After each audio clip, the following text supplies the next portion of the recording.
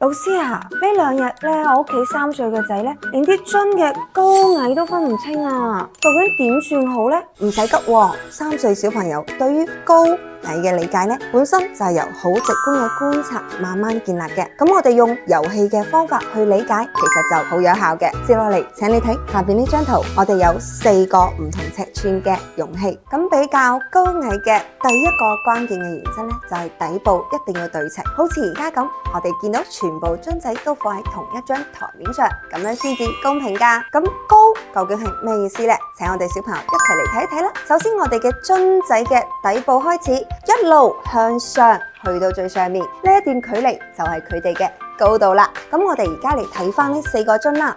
橙色嘅呢個呢，佢嘅底部到上面嘅距離係最長嘅，係咪跑到最遠啊？所以呢，佢就係最高嗰個啦。